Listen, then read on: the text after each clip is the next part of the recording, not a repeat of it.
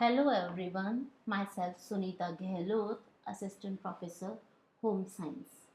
Today I am here with my new chapter Digestive System of BA Part 1, Home Science Paper 1. भोजन मनुष्य की सबसे महत्वपूर्ण व मूलभूत आवश्यकता है। इसके बिना जीवन को अधिक दिनों तक नहीं जी सकते। भोजन से ही हमारे शरीर को बल, ऊर्जा एवं ताप की प्राप्ति होती है। डाइजेस्टिव सिस्टम, जिसे पाचन तंत्र भी कहा जाता है, before your food can use the food you eat, it must be broken down into small molecules. This is done as it passes along the digestive system. It is called digestion. अर्थात हम जो भोजन करते हैं वह शरीर के विभिन्न अंगों के द्वारा सूक्ष्म अंगों में विभक्त हो जाता है तथा पाचक रसों की सहायता से अत्यंत ही सरल यौगिकों में टूट जाता है। अब यह सरलतम यौगिक रक्त द्वारा शरीर के विभिन्न अंगों में, ऊतकों तथा कोशिकाओं में जहाँ कहीं भी पोषक तत्वों की आवश्यकता होती है तक ले जाया जाता है। इन सारी क्रियाओं को करने के लिए विभिन्न अंग होते हैं जिन्हें पाचन अंग कहा जाता है तथा इस तंत्र को पाचन तंत्र कहा जाता है और ये प्रोसेस कहलाता है पाचन। थर्ड स्लाइड में हम देख रहे हैं डाइजेस्टिव ट्रैक्ट। पाचन तंत्र a long muscular tube with many sections and areas begin with the mouth and ends with the anus. अर्थात पाचन तंत्र को मुख्यतः दो भागों में विभक्त किया गया है। पहला आहार नाल, जिसे एलिमेंट्री कैनाल कहते हैं, जो कि एक लॉन्ग मस्कुलर ट्यूब है जिसके बहुत सारे सेक्शन और एरियाज हैं जिनमें बहुत सारे पाचन अंगों का समावेश होता है। दूसरा है संबंधित ग्रंथियां यानी एसोसिएटेड ग्लैंड्स, जो कि मुंह से शुरू होती है यानी मुख द्वार से शुरू होती है और गुदा द्वार पर जहाँ कर खत्म होती है या समाप्त होती है। तीसरे स्लाइड है डाइजेस्टिव ट्रैक्ट यानी आहार नाल में कौन कौन से अंग आते हैं। हमारा पूरा डाइजेस्टिव ट्रैक्ट में mouth, pharynx, oesophagus, stomach, small intestine and large intestine आते हैं। आहार नाल मुख गुहा से प्रारंभ होती है तथा गुदा द्वार पर समाप्त होती है। मुंह यानी माउथ, ग्रसनी यानी फेरेंक्स, ग्रासनली यानी इजोफेगस, आमाशय यानी स्टमक, पक्वाशय यानी डियोडेनम, जैजुनम, शेषांत्र यानी इलियम, बड़ी आंत यानी लार्ज इंटेस्टाइन, मलाशय यानी रेक्टम तथा मल द्वार, जो कि इसका लास्ट पार्ट होता है, एनस, आहार नाल के अंतर्गत आते हैं। साथ ही कुछ एसेसरी ऑर्गन्स होती हैं, संबंधित ग्रंथियां और अंग होते हैं जो कि भोजन को पचाने में सहायक होते हैं। वो होते हैं टीथ यानी दांत, टंग यानी जीभ, सलाइवरी ग्लैंड्स यानी लार ग्रंथियां, पैंक्रियाज यानी अग्नाशय, लीवर अर्थात यकृत एवं गॉल ब्लैडर। ये कुछ संबंधित ग्रंथियां और अंग होते हैं जो पाचन क्रिया में सहायता प्रदान करते हैं। अब हम ले लेते हैं पाचन तंत्र का एक व्यू, एक पूरा लेबल्ड डायग्राम का व्यू, जिसमें मुख से शुरू हुआ, आहार नाल से शुरू हुआ पाचन तंत्र मल द्वार पर आकर खत्म होता है। इसमें हम देख रहे हैं सभी अंगों को, जैसे मुंह, पैरोटिड लार ग्रंथि, फिर ग्रसनी। ग्रसनी के पीछे ही हमारी श्वास नली होती है। ग्रसनी के बाद भोजन सीधा ग्रास नली में आता है। यहाँ से आमाशय, यकृत, पित्ताशय, पित्त नलिका, यहाँ से ये सहायक अंगों के रूप में रहते हैं। अग्नाशय ये भी सहायक अंग होता है जिससे पाचक रस भोजन को पचाने में सहायक होते हैं। पक्वाशय आदि।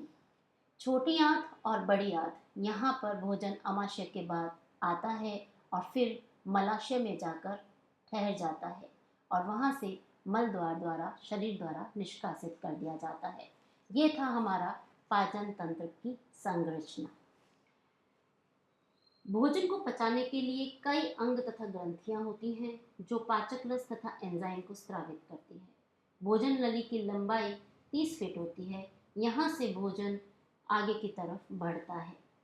आहार नाल जो है, एनाटॉमी ऑफ डाइजेस्टिव ऑर्गन्स अगर हम देखें तो आहार नाल को हम विभिन्न भागों में बांट सकते हैं, जो कि शुरू होता है मुख गुहा से, जिसे कि बकल कैविटी भी कहते हैं। ये हमारा मुंह है, बकल कैविटी, इसे मुंह भी कहते हैं।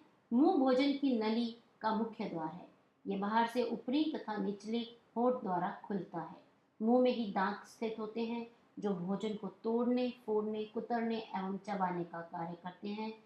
साथ ही जीभ होती है। जीभ की सहायता से भोजन को निगला जाता है। लार ग्रंथियों में एक स्राव, लार जो है स्रावित होता है, जिसमें एक टाइलिन नाम का एंजाइम पाया जाता है। भोजन के साथ क्रिया करता है और भोजन को पचाना शुरू करता है। अतः भोजन का पाचन मुंह से ही प्रारंभ हो जाता है। मुख गुहा में ही एक सहायक अंगों के लिए 7 दांत होते हैं, जिन्हें टीथ कहते हैं। ये हमारे दांत की बनावट है, जो कि 3 भागों में मुख्य रूप से बांटा गया है। दंत शिखर या क्राउन जिसे कहते हैं, दूसरा है दंत ग्रीवा जिसे टीथ नेक बोला जाता है, और दंत मूल जो कि बेस ऑफ द टीथ होता है। इसमें रक्त वाहिकाएं एवं तंत्रिकाओं का जाल होता है, जो कि दांत जो है हमारे खाने को काटने, कुतरने, चबाने में सहायक होते हैं, और जो भोजन है उसे छोटे टुकड़ों में विभाजित कर देते हैं। दांत की जो बनावट हमने देखी, मुंह में दांतों का क्रम एवं संख्या निम्न प्रकार से है। हमारे 2 जबड़े होते हैं, ऊपरी जबड़ा और निचला जबड़ा, अपर जॉ तथा लोअर जॉ। इसमें जो सामने की तरफ जो दांत होते हैं उन्हें कृतंक दंत यानी इंसीजर्स कहते हैं, जो 4-4 की संख्या में ऊपरी जबड़े तथा निचले जबड़े में स्थित होते हैं। इसके साथ ही आते हैं रत्नक, जिन्हें कैनाइन्स कहते हैं, जो 2-2 की संख्या में होते हैं। फिर आते हैं प्रचर्वण, जिन्हें प्रीमोलर्स कहा जाता है। ये 4-4 की संख्या में होते हैं। चर्वण यानी मॉलर्स, ये 6-6 की संख्या में उपस्थित होते हैं। तो हमारा ऊपरी जबड़ा में टोटल जो है योग बनता है 16 दांतों का। ऐसे ही निचले जबड़े में भी 16 दांत उपस्थित होते हैं, और कुल 32 दांत हमारे जबड़े में यानी हमारे मुंह में पाए जाते हैं, जो दांत जो भोजन को तोड़ने, फोड़ने एवं पीसने का कार्य मुख्य रूप से करते हैं। खूब अच्छी तरह चबाकर भोजन करना चाहिए। जल्दबाजी में भोजन करना अथवा बिना चबाए भोजन करना स्वास्थ्य के लिए हानिकारक है।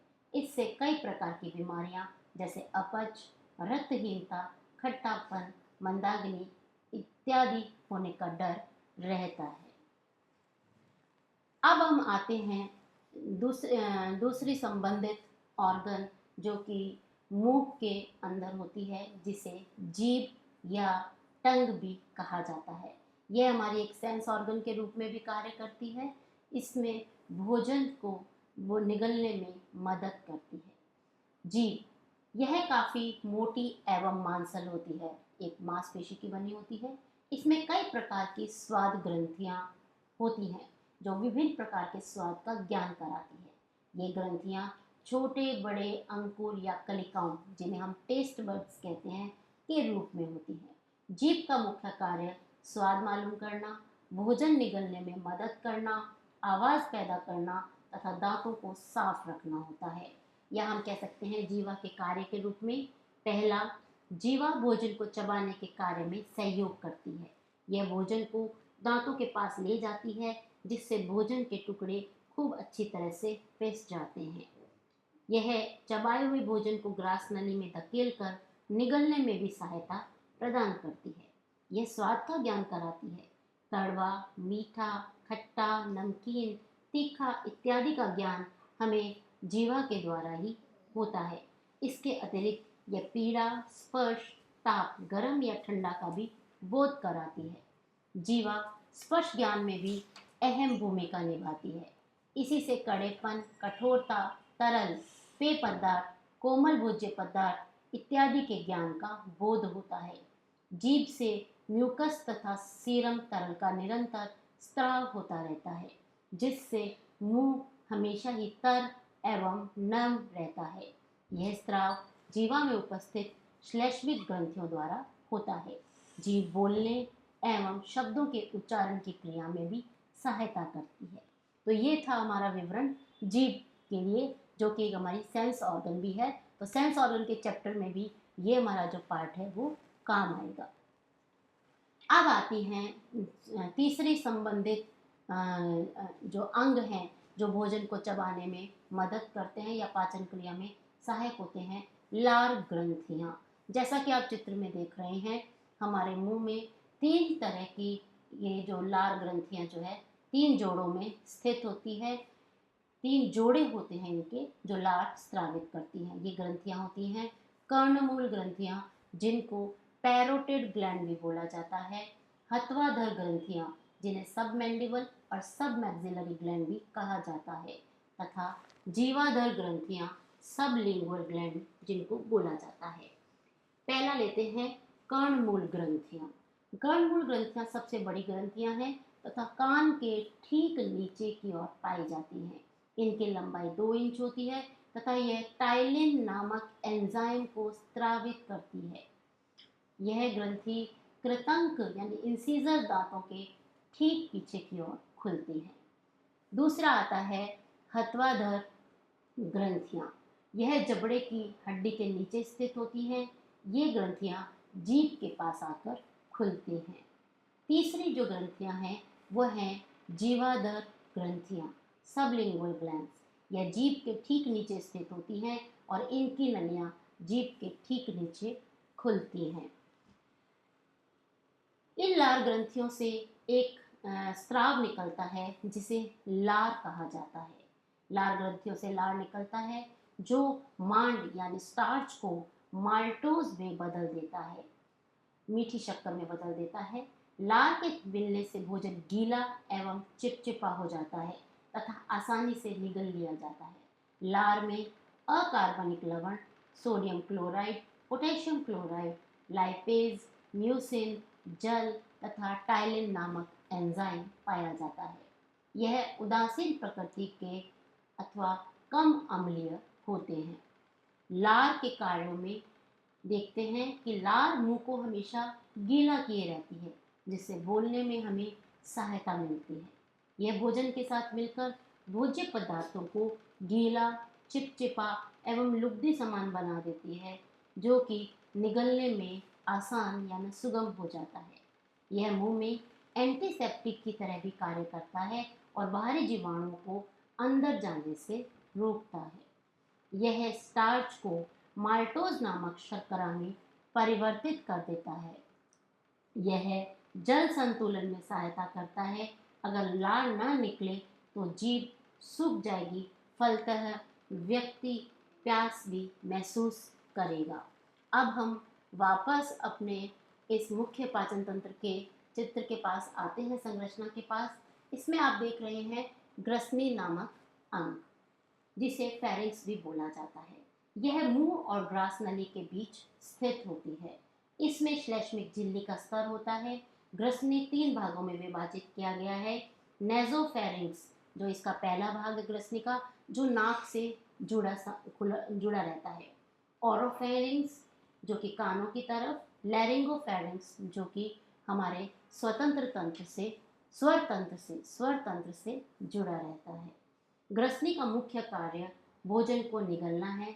इसके अलावा यह आवाज़ निकालने में भी मदद करता है। यानी ग्रसनी भी हमारे आहार नाल का मुख्य पार्ट है। फिर आता है ग्रास नली, जो एक लंबी नली के रूप में आपको दिख रहा है। इसे ईजोफेकस कहते हैं। यह एक काफ़ी तंग एवं सक्रिय नली होती है, जिसकी लंबाई 10 इंच और इसका जो डायामीटर है, व्यास जो है 1 इंच होता है। यह ग्रसनी को आमाशय के भाग से मिलाती है। भोजन ग्रासनली से होते हुए आमाशय में मांसपेशियों के क्रमानुकुंचन गति, जिसे पेरिस्टाल्टिक मूवमेंट भी बोला जाता है, के से पहुंचाया जाता है, जहां भोजन का पाचन क्रिया जो है प्रारंभ होती है। इसका मुख्य कार्य श्वसन के दौरान हवा को अंदर ग्रास नली में जाने से रोकना, जो कि फेरेंजियल स्फिंक्टर, इसमें एक मांसपेशी जुड़ी रहती है। ग्रास नली का जो मेन कार्य है वो ये होता है कि भोजन को आमाशय तक पहुंचाना। इसका पाचन क्रिया में कोई भी योगदान नहीं होता है। इस क्षेत्र में भोजन अपनी ऐच्छिक मांसपेशियों से अनैच्छिक मांसपेशियों को हस्तांतरित किया जाता है। फलतः भोजन आमाशय से ग्रास नली की ओर पुनः धकेल दिया जाता है। इसके बाद जो हमारा भोजन है वो आमाशय की तरफ बढ़ जाता है। आज का जो टॉपिक है हम यहाँ तक ही लेंगे।